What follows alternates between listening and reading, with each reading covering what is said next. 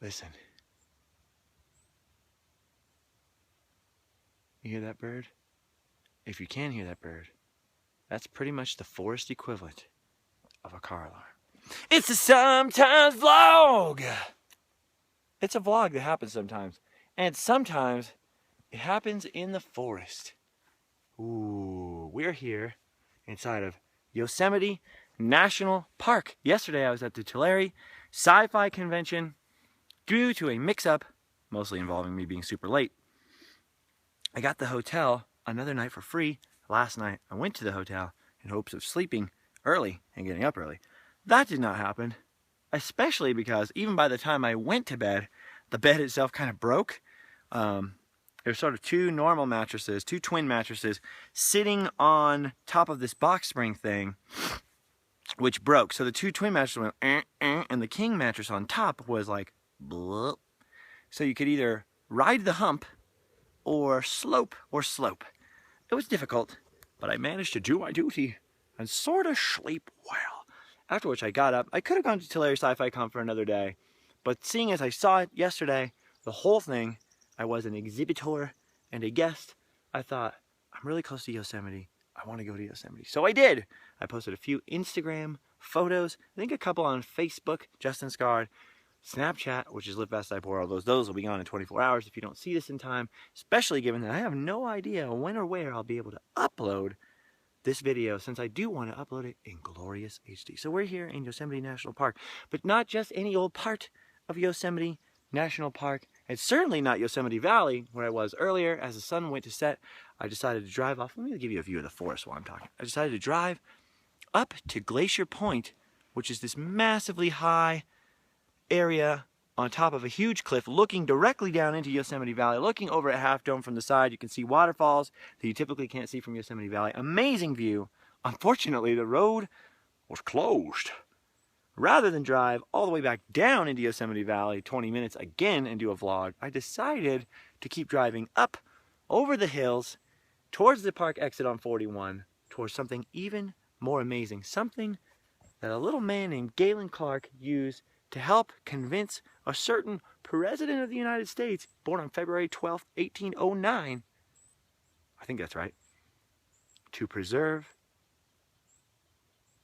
and sort of became the seed, one of the seeds of the founding of Yosemite National Park in the first place. I've hiked a long distance to be where we are. There are other better parts to hike longer to, but the sun is going down. I couldn't get sunset at Glacier Point, so I thought I'd show you something amazing, something truly amazing, one of the wonders, literally, of the world, because this is the Mariposa Grove of big trees, or is it Mariposa Grove of giant sequoias? Behold, normal trees, pine trees. I don't know actually which type of pine tree those are. It's been a long time since Boy Scouts. Ignore what you just saw behind my head. A normal tree. Now here's a normal tree here, a normal tree, but if we shift our perspective a little, what the heck is this? That, my friends, is a giant sequoia, a member of the cypress family of trees. That sucker right there is massive. Massive, massive, massive. These trees can be up to, I think, I'm actually not sure what the actual top is, but over 300 feet tall. Now, they're not the tallest trees in the world because they're very closely related cousin. The coastal redwood is a little bit taller. I think about 50, they get about 50 feet taller. I'm not 100% sure. I don't think they reach 400 feet, but they get taller than the giant sequoia. I'm going off the path a little bit, just a little so you can see it. Not too far off the path, because you're not supposed to walk near the bases of these trees if you can help it. There's certain ones that they let you get up close and personal with, and then they'll kind of block those off and let you get up and close and personal to another one. But we are way up, just off the outer loop trail here in the Mariposa Grove of big trees to see some of these. Now, 300 feet sounds pretty crazy. 300 feet, wow, a 300-foot tall tree. Let me put that in perspective for some of my Disney-loving friends. 300 feet, or 300 and some odd feet actually, is twice the height of the Matterhorn at Disneyland.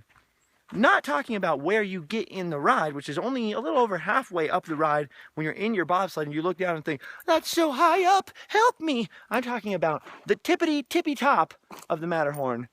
And then add another Matterhorn on top of that. And that is how tall these giant sequoias are. Now here is a very special giant sequoia right here. Ah. This is what was behind my head a second ago.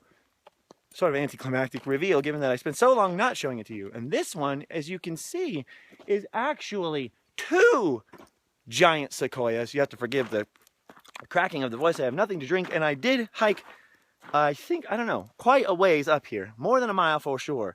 Look at that. Now this particular set of giant sequoias is called the Faithful Couple. My voice is echoing so loud here. You can hear a pin drop from quite a distance away. There are a lot of people actually up here in the Mariposa Grove. They're just way down on another part of the trail. There's sort of a lower part of the trail that winds its way all the way up here, and then there's this part of the trail.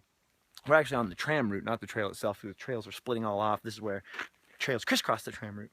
Anyway, all those people are down there. The shorter way to get to some of the trees, I thought, well, let's go a little further away from the crowd so we can dialogue together, just you guys and me, and look at some giant sequoias. Unfortunately, when you look at the map, you think, that's short. There's a shorter distance up here. I knew there'd be a little elevation, but being used to Boy Scouts and topographical maps, you would think there'd be some sort of topographical lines. No, it wasn't the distance of the trail I just hiked. It was the, what do you call it? The slope, the angle, the extreme rise in elevation, which has sort of heimbucked my knees at the moment, and I was out of breath for a few seconds, but I sat down on that log like Princess Leia in Return of the Jedi and caught my breath. Luckily, no Ewok came out and poked me with a thing, or maybe unluckily, because that means if there are any scout troopers out here, they could just shoot me. They know I have Jedi powers. So this tree has fused into one tree at the base and becomes 2 separate individuals up here. Sort of like a marriage. Well, sort of like an ideal marriage, right? You grow long enough and you grow together. That didn't happen in my marriage. And this is an unintentional tie-in to the fact that this would have been my 12th wedding anniversary. So just a sidebar on a little Q4P, hashtag Q4P, Quest for Positivity speech in my own personal quest. That really got to me yesterday. I finished at Tulare Sci-Fi Con. I went out to dinner with my friends the second day of split. I realized what today was going to be, and I sort of got into a foul mood. Just a little bit of an Elizabeth Taylor grumpy mood. I didn't really even notice it at first. And then I was in a foul mood all night, foul mood all morning, especially when I remembered. And then I thought, halfway through the day, when I was in Yosemite Valley, looking at Yosemite Falls, one of the, I think, the tallest waterfall in North America. Look at this. Look at this. These are some of the tallest trees in the world, by the way, folks. Let's just take a minute to appreciate that. I thought, I'm not going to let it get to me. I'm not going to let that thought, much less the person, but much less that thought, take up rent in my head. From now on, today is just March 8th, and it doesn't matter. Faithful couple. Well, one side of the couple was faithful, right? And then the other side was smooching with everybody. I'm just kidding. It's okay. No bitterness, really, for real. So that was a crazy thing. So it was an unintentional tie in here to faithful couple. Now, these are some pretty old trees. I don't know specifically with faithful couple how old these ones are. Several of these trees have been dated with core samples. They pull out and count the rings. But across the street here are some young trees which have not quite 100% fused together. You still have time. Look at these. So one day this will be another future faithful couple. Pretty cool, right? The two become one. Look at that. So they're kind of like two-headed trees a little bit. Just a little bit wild. What are the odds? So what are the odds of this happening? I'm not sure. You see lots of trees that fuse at the base like that, like in city parks and stuff where they were planted too close together. But what the odds of this happening in nature, that two trees survive that long, probably a good distance apart as saplings, get wider and wider and wider and actually grow. And instead of one heimbucking the other one by sucking up the water or resources, they grow together. These things are so crazy. Now, these things are so tall that they actually have, I believe, insects and I think even a frog, which is native to the tree itself. So there are actually whole species which survive just by living on, in, or near these trees here. Now I'm not sure how far 0.1 miles is, but I'm going to attempt to go 0.1 more miles, 1/10 more of a mile up this little dotted line trail and look at another fantastic tree, which I haven't seen actually for quite a few years because I usually stick to the lower areas. Up this trail about another mile is a museum that stand a little outdoor, well, little cabin looking museum that stood on the site of a man named Galen Clark. Galen Clark is the one who came out here, built a cabin, preserved, protected, wrote about, and boosted these trees. Sorry, it's a little hard to breathe up here. High elevation, walking. I wasn't walking all day, I was driving around in a Mustang. Minimal hiking today. Anyway, Galen Clark came up here and wrote about the trees, protected the trees, physically came up here, sat up here, and made sure nobody cut the trees down. And then in 1864, much later, well, because back when Galen Clark was actually searching for these trees, they were sort of a urban legend, or, well, I guess a rural legend, or a wilderness legend at that. They were considered a hoax that men and miners would come back from the mountains and say they saw these huge cinnamon-colored trees that were so big you could drive a cart through them, that type of thing. And Galen Clark came out and sort of proved to the world that they existed, and sort of sat here and preserved and protected the trees. Anyway, so in 1864, I think about a month, I don't know if it was a few days before or a month before, but it was in the month before the Battle of Gettysburg, Abraham Lincoln signed an act to protect Yosemite Valley, and thanks to much, see, I can't think, due to Galen Clark's hard work, largely due to his hard work, it also included the Mariposa Grove of big trees. So just at the border of the park are these massive trees. Now I'm looking for, wow, did you see that bird fly out of there? I'm looking for a tree called clothespin tree.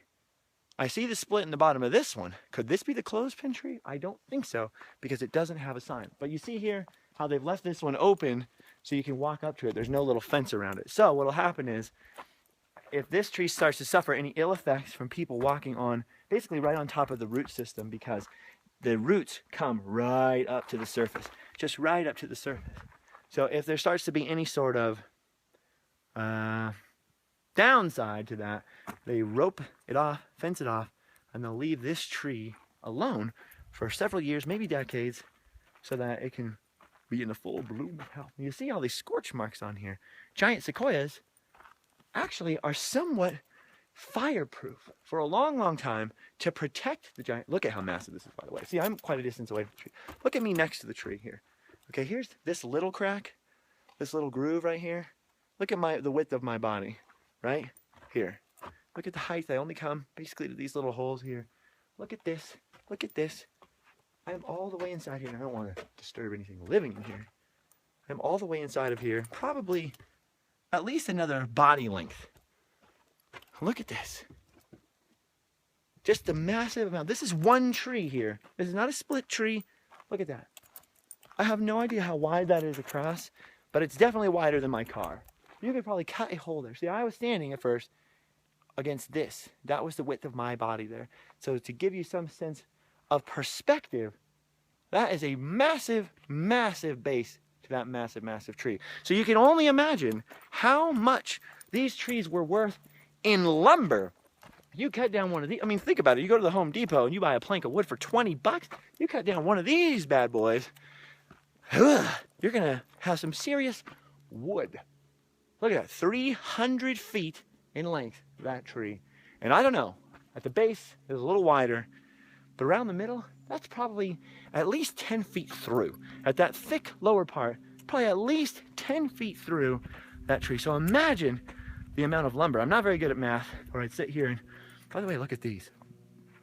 Or I'd sit here and try and figure out how many square feet of timber you could get out of that, and 1-inch boards. If one of you can do that math, leave a comment for sure, because that very much interests me. Look at this little baby squirrel. Now, normally in Yosemite, you see millions and millions and millions of squirrels. I saw very few squirrels today because it is, in fact, still winter. Oh, this is what I was pointing out. Look at this grass here. That grass reminds me very much of the little bamboo-looking stuff that grows in the game Minecraft. That's totally random, but it's true. Look at these big honking trees here. Amazing.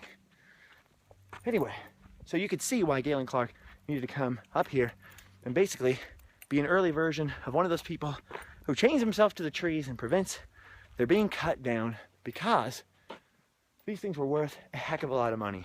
So don't forget that there was a massive gold rush in terms of logging up here, as well as the actual gold rush itself, because mines, particularly over the other side of the Sierra Nevada mountains in Nevada itself, or in the desert areas, they needed timber down to support and frame the mine. Not like today, where we have access to other materials or truck routes to get stuff into the mines.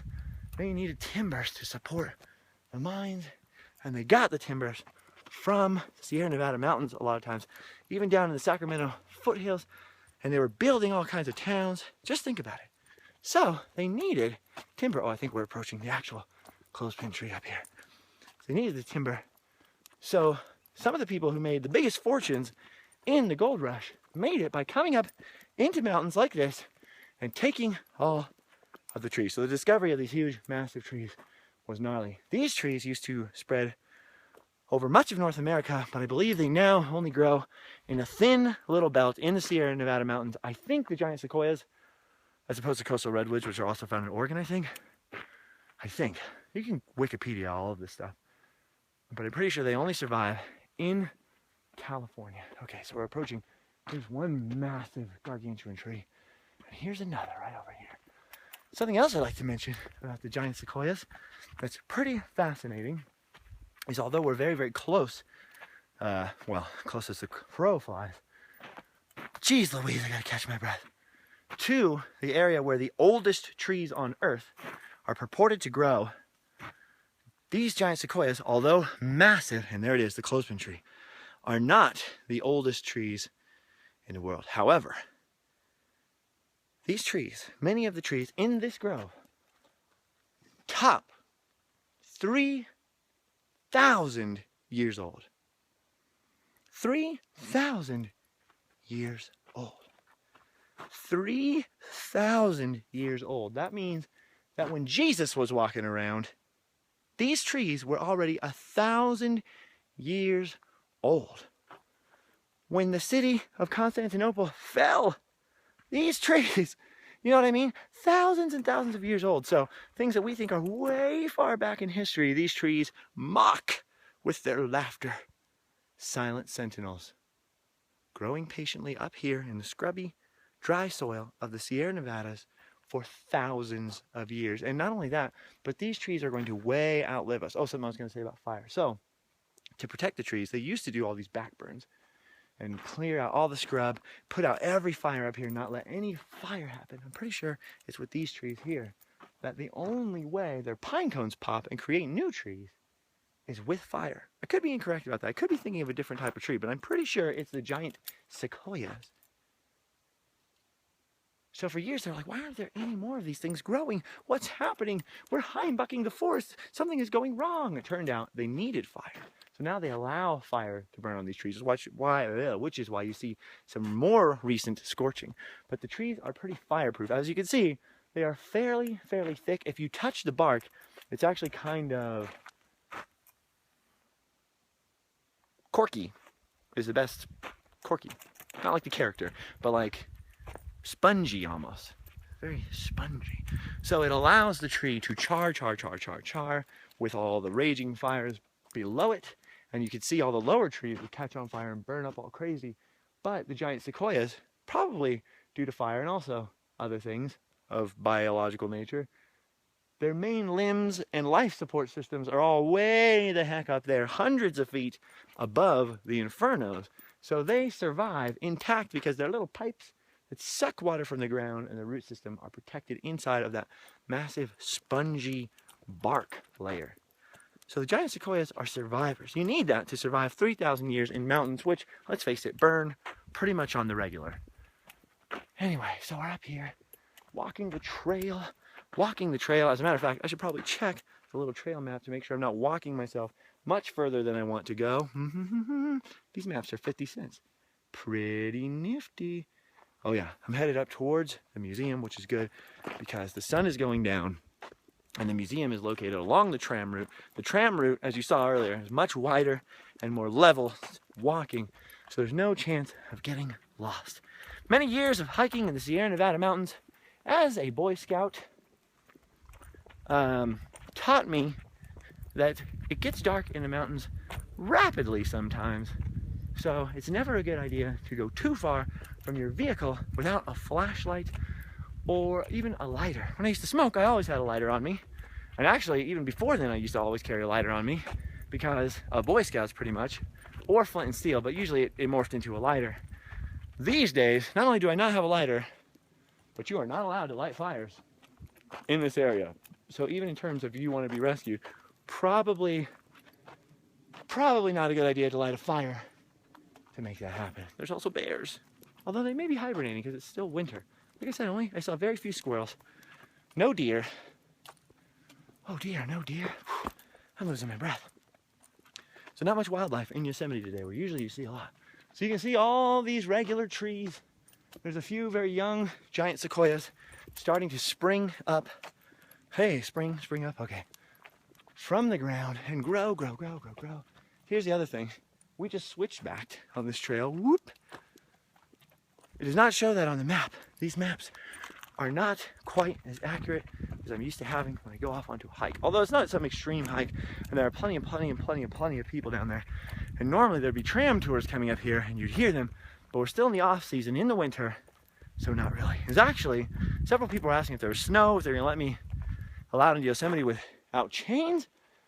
I did see snow on the ground at the higher elevations, basically above 6,000 feet in the deep shade where no sunlight ever penetrates. But otherwise, no snow up here. Whew, the valley floor was about 65 degrees today, so very, very warm, very, very sunny, beautiful day in Yosemite. I took some pictures with my regular camera, the camera I film Randomland with. I did get some video footage, so I'll probably upload just clips of scenery, so I'll probably upload that scenery footage. That's so weird there. To this channel, probably in a couple days, maybe tomorrow, just to show you guys a little bit more what Yosemite itself looked like, since I meant to do that by getting up to Glacier Point, showing you a bird's eye view. I was unable to do that and didn't want to drive back and risk not being able to see the Mariposa Grove of big trees. So look at Clothespin Tree down there. The split in the base of that tree is basically almost the same height as this young tree right here. That tree could almost be growing inside of the other tree. So as you can see, I have quite a trail to hike and quite a distance to go before I even get remotely close to getting back down this mountain. It's seriously quite a ways. I think I've got, let's be accurate if we can, huh? I've got, at least a mile of trail.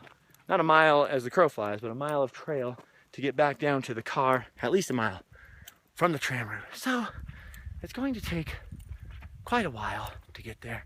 I'm not going to drag you along with me the entire time. I was just dragging you along up to see the clothespin tree. Look at that. I'm trying to get a little bit higher on this trail. I was going to turn around and go back down the tram route where I caught it down there. I think I still might do that. Spare the knees a little bit of the steep tram route. I'm trying to get a better angle up here, up high. So you can see all these here. Many of these are giant sequoias too, not in the very foreground, but down there. They're just not quite as thick and old as this bad boy. Look at that clothespin tree there. Amazing. That's it still. We're just on the side. You can't see the split. Look at how tall that is. It's hard for you to tell because the other trees look like they're the same height, but we're way higher up now than we were.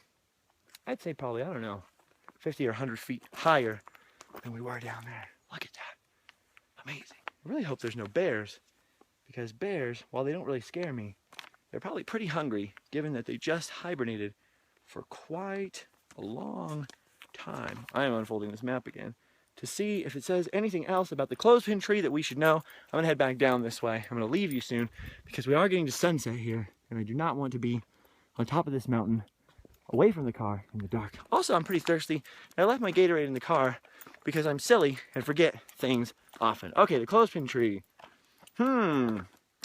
So, the natural, that split in there is actually natural, and it says it was created by numerous fires. Slowly, maybe there's a little knot down at the bottom, or a little recess. Fire slowly expanded that. And it says it's wider than a car. Size is deceptive here. So walk up and stand in the opening. I don't think we're actually allowed to do that anymore. The map says we're allowed to walk up in the opening, but it has one of those barriers. And every time I've seen one of those barriers, there's an accompanying sign that says, "Do not walk on this tree's roots, please." Okay, Spanish named region, blah, blah, blah. Oh, Mariposa, for the many butterflies they observed in the foothills. Well, now we know the name of Mariposa. I think it's named the Mariposa Grove because of Mariposa County. I am about 92% sure. Anyways, I hope all of you are doing very wonderfully. This is kind of a long sometimes vlog, only because there's a lot of walking to do. I now regret walking this far. I thought that we were going to encounter some more giant sequoias, which is just the older ones along here, or hit the tram route a little sooner, but no, alas, that did not happen. And I don't want to go all the way up to the museum, which is way up there. If I was going to do that and show all of the trees here, that would definitely be in a random land where I could edit out all of this walking and some of this talking. It's kind of weird because I haven't really spoken to a living soul all day. Since I woke up this morning, I think I've said thank you to a couple of people at gas stations, hello to a few people on trails, and that's about it until I started the Sometimes vlog, other than whatever I said on Snapchat, whatever kookiness was going on there. It's actually pretty cold now. Like I said, it was 65 degrees earlier. It's probably 50 degrees now, so a little colder than you'd expect for the sun being out, but I'm well layered. And not only that, I've been walking like mad, so I'm actually getting a little hot and sweaty under the collar. All right, we're going back down here. All this makes me think of is Endor, not because it's coastal redwoods or rainforest type area environment. I don't think actually the Endor forest stuff was filmed in the rainforest. I know where it was filmed, by the way. You don't have to tell me. I do know where all of the Endor scenes were filmed, not just the speeder bike chase, but it's since been bulldozed and destroyed, completely leveled, so even the ground isn't the same, which is unfortunate, except for the stuff in these national and state parks that have the trails where they shot the speeder bike scenes. Anyway, that's way further north in the coastal redwoods, which are some of the tallest trees, I think the tallest trees on the planet. Oh, I was gonna say, I think it's the Jeffrey, what is it? Jeffrey pine, or the, oh, I can't remember. Let's be completely accurate since the walking has made me, yes, I'm totally cheating because I'm reading off the thing, but it's okay. These trees are not the oldest living things. Oh, that's right. Some living specimens of the ancient bristlecone pine are more than 4,600 years old, so that would be the oldest. But there's also, I think it's called the Jeffrey pine. Am I wrong about that? Up in the backcountry of Yosemite National Park, which is also about 4,000-year-old trees. And I think those are called Jeffrey pine, so I could be wrong. Maybe they are members of the bristlecone pine. There's a lot of different kinds of pine trees. There's even sugar pines, and there's even a sugar pine railroad up here. There's a lot of cool stuff up in Yosemite. It's not just the valley. A lot of people come here and just see Yosemite Valley. You could probably spend a week in this area. If you love the forest, as I do, if you love trees, you like nature, you're interested, even casually, in geology, then, what does that sound? Yosemite is definitely the place to go. I'm not 100% sure whether Yosemite was the first national park or it was the first protected wilderness area, but like I said, Abraham Lincoln signed the protection thing into it. I'm pretty sure Yosemite is considered the first national park, but it may have been Yellowstone that was actually the first national park. It was one of the two. But Yosemite was the first spot because of those big trees there and because of just the amazing beauty of Yosemite Valley. It was the first to be protected. So it's so influential in the national park system, as a matter of fact, that the park rangers have these bands around their hat, and I think sometimes on the belts too is printed I'm not sure if that's one of them, so I'm not going to say, but it's printed, embossed, a symbol of the Mariposa giant sequoia pine cone on there, like the seed cone or whatever. So it's a big part of national park history. It started here, preserving this grove of big trees. Bam! Look at that. Can you see that? Let it adjust. Let it adjust. Look at that. Amazing, right? Amazing. Now you can see how dark it actually is when it's not just shining on my face. When it's not adjusted, to look at the adjusting here, huh? Look at the size of that tree. We can almost fit that whole tree in there. Amazing. Look, here's me in a tree. Buddies. Anyway, thank you for watching this Sometimes vlog. I know it's long. It's going to take me forever to upload it. I may not be able to upload this until I get to Los Angeles, so you may not even see this until March 9th. If that's the case, you'll probably get 2 Sometimes vlogs within hours of each other. If that's annoying, I apologize. But anyway, if it's not annoying, subscribe for some more Sometimes vlogs. We'll hang out more. I'm sorry if I didn't say enough because I'm running out of breath and I feel like I said all that I can say. Look at this ditch. Pretty good, huh? See, that's the stuff you watch for, right? This ditch. How would you have ever seen that ditch in your life without this? Yes. Look at that. Look at these giant trees down here. Massive. It is really tough without getting up close and touching them to understand the mammoth scale of these trees. They are literally thousands and thousands of years old. And they used to grow, like I said, all over North America. As a matter of fact, I believe that the petrified tree stump in Disneyland is a part of one of these trees or its ancient near relatives that used to grow in Colorado back in the day. But now, alas, only in California. And one of, I think, the 2 really easy to get to spots, and the best spot, I think, to see these giant trees up close and personal is here in the Mariposa Grove of big trees in, am I saying that right? Or is it the Mariposa Grove of giant sequoias? It's one of the 2. Mariposa Grove in Yosemite National Park. Look at it. Just inside the border of Yosemite National Park. Now, spoiler alert, luckily, I just purchased an annual pass to the national parks today because I come up to Yosemite and other national parks all the time. I'm encountering national parks, and I figured maybe it's just about time to just have the pass, because just in terms of some of the places I've had to park to check out some of the things I've filmed to Instagram and shared with you guys, I have spent probably more than the money it costs just to get the annual pass already in the last 6 months. So I decided to be responsible. Look at that. And purchase the pass. Okay, we're getting close to one other tree, and I'll leave you here. I know we're over a half an hour. It's okay. It's longer than an episode of Will and Grace. That's crazy. Okay. But I'm walking on the tram pass here, so I'm making good time. Look at this. So you can see this little recess here. That's probably how, according to the brochure map, this is probably how the clothespin tree ended up the way it did. Is that fire burned in here, burned in here, burned in here, and slowly, slowly, slowly split the base of the tree. They're so massive. All right, let's look. Just look at my hand against that. Now let's zoom out. Picture my hand still there, the size of my hand, where it was. I have a pretty big hand. My hand is about 8.5 or 9 inches from palm to middle fingertip. So you can get a good sense of that massiveness. Okay, let's zoom in on just this little piece. And look at how small my head is next to just a little piece at the foot of this massive tree. This is definitely the kind of tree Ewoks should have built their houses in, right? Or elves, right? In Lothlorien, just put a little flet or whatever it's called up there. And the elves could sleep up there. No, Lord of the Rings. Okay, don't worry about it. I've never read Lord of the Rings 500 times. I'm not a big Tolkien fan. Anyway, guys, I love you.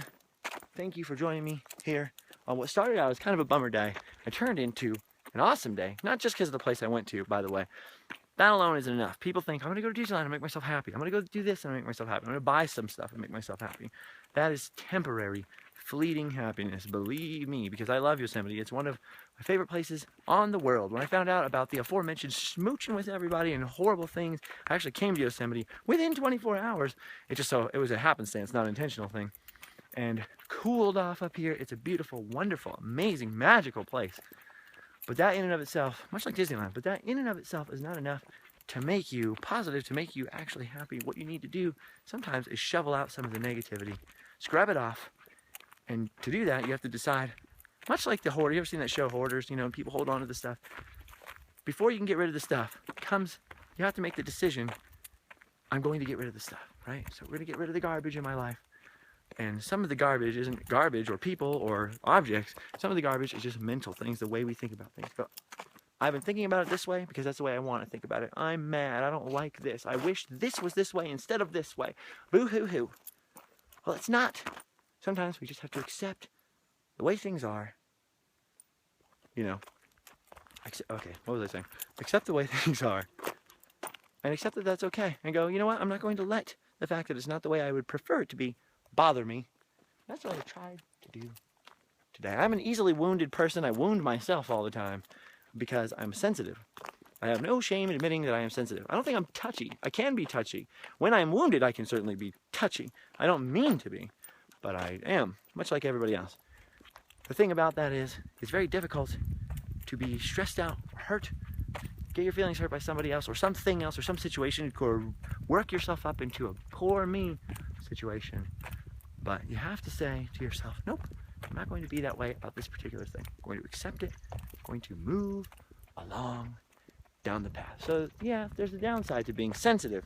And soft-hearted actually is a better way of putting it than sensitive.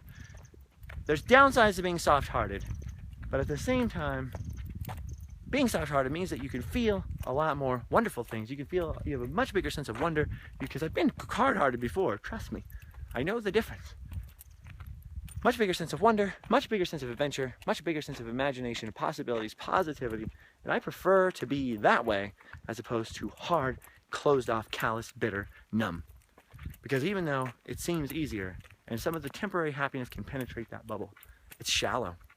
And I would rather retain what little depth I have and become a ghost of my own self. That would be letting the things from the outside which hurt us win. And I don't think that's a good idea. We should not let the things from the outside hurt us. We can stay soft and squishy.